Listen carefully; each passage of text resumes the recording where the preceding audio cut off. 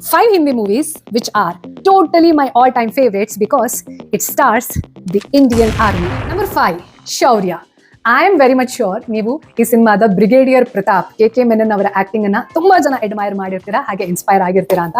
But ಒಂದು court marshal ಅನ್ನೋದು ನಡೆಯುವಾಗ ಒಂದು ಪರ್ಸನಲ್ ಟ್ರಾಮಾ ಅನ್ನೋದು ಇಂಡಿಯನ್ ಆರ್ಮಿಯ ಡಿಗ್ನಿಟಿಯ ಜೊತೆಗೆ ಒಂದು ಕಮ್ಯುನಿಟಿಯನ್ನ ಟಾರ್ಗೆಟ್ ಮಾಡಿ ಪರ್ಸನಲ್ ಟ್ರಾಮಾವನ್ನ ಅದರಲ್ಲಿ ಇನ್ಪುಟ್ಸ್ ಆಗಿ ತಗೊಂಡಿರೋದು ಒಬ್ಬ ಬ್ರಿಗೇಡಿಯರ್ನಂತಹ ದೊಡ್ಡ ಪೊಸಿಷನ್ ಅಲ್ಲಿ ಇರುವಂತಹವರು ಹೇಗೆ ಇಂಡಿಯನ್ ಆರ್ಮಿಯ ಈಥೋಸ್ ಅನ್ನ ಡಿಸ್ಟರ್ಬ್ ಮಾಡಬಹುದು ಅನ್ನೋದನ್ನ ಈ ಸಿನಿಮಾದಲ್ಲಿ ತುಂಬಾ ಬ್ಯೂಟಿಫುಲ್ ಆಗಿ ತೋರಿಸಿದ್ದಾರೆ. I highly recommend. ನಂಬರ್ 4, 1971. ಈ ಸಿನಿಮಾ ಬಹಳಷ್ಟು ಜನರಿಗೆ ಇವತ್ತಿಗೂ ಗೊತ್ತಿಲ್ಲ.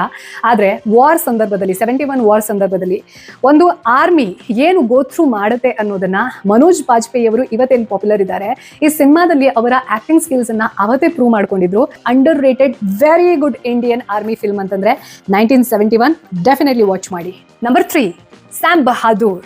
Field marshal Sam Manekshaw ಅವರ ಜೀವನವನ್ನ ಆಧಾರವಾಗಿ ಇಟ್ಕೊಂಡು ವಿಕಿ ಕೌಶಲ್ ಎಷ್ಟು ಬ್ಯೂಟಿಫುಲ್ ಆಗಿ ಈ ಸಿನಿಮಾದಲ್ಲಿ ಜೀವಿಸಿದ್ದಾರೆ ಅಂತಂದ್ರೆ ನಟಿಸಿಲ್ಲ ಇವರು. ಅಂದ್ರೆ ಒಬ್ಬ ಆರ್ಮಿ ಆಫೀಸರ್ 5 ಬ್ಯಾಟಲ್ ಅನ್ನ ಫೇಸ್ ಮಾಡಿ, ಜೊತೆಗೆ ಆ ನ್ಯಾಷನಲಿಸ್ಟಿಕ್ ಸ್ಪಿರಿಟ್ ಅಂತಂದ್ರೆ ಹೇಗಿರುತ್ತೆ, 40 ವರ್ಷಕ್ಕೂ ಅಧಿಕ ಕಾಲ ಸೇವೆಯನ್ನ ಸಲ್ಲಿಸೋದಿರುತ್ತಲ್ವಾ. ನಂಬರ್ 2, ಉರಿ. ಹೌ ಇಸ್ ದ ಜೋಶ್. ಇದು ಕೇವಲ ಒಂದು ಸಿನಿಮಾ ಡೈಲಾಗ್ ಅಲ್ಲ, ಒಂದು ದೇಶದ ನ್ಯಾಷನಲಿಸ್ಟಿಕ್ ಫೀಲಿಂಗ್ ಅನ್ನ ಹೇಗೆ ಪ್ರೊಟೆಕ್ಟ್ ಮಾಡುವಂತಹ ಪ್ರಯತ್ನ ಮಾಡುತ್ತೆ ಒಂದು ಸರ್ಜಿಕಲ್ ಸ್ಟ್ರೈಕ್ ನ ಮೂಲಕ ಅನ್ನೋದನ್ನ ಈ ಸಿನಿಮಾ ನಮಗೆ ತೋರಿಸುತ್ತೆ. Again lucky Vicky Kaushal who got to play the role of the military officer.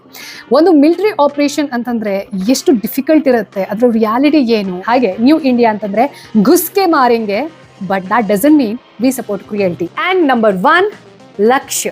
ನಾನು ಚಿಕ್ಕವಳಿರ್ಬೇಕಿದ್ರೆ ಈ ಸಿನಿಮಾ ನೋಡಿದ ಮೇಲೇನೆ ಯಾಕೆ ಸೇವೆ ಅಂತ ಕರೀತಾರೆ, ಇಂಡಿಯನ್ ಆರ್ಮಿಯನ್ನ ಜಾಯಿನ್ ಆಗೋದು ಅನ್ನೋದಕ್ಕೆ ಒಂದು ಕ್ಲಾರಿಟಿ ಸಿಕ್ತು. ಜೊತೆಗೆ ನಮ್ಮ ಇಂಡಿಯನ್ ಆರ್ಮಿಗೂ ಬೇರೆದಕ್ಕೂ ಏನ್ ಡಿಫ್ರೆನ್ಸ್ ಇದೆ ಅನ್ನೋದು ತುಂಬಾ ಹತ್ತಿರದಿಂದ ನೋಡೋಕೆ ಸಿಕ್ಕಿದ್ದು ಈ ಸಿನಿಮಾದ ಮೂಲಕ.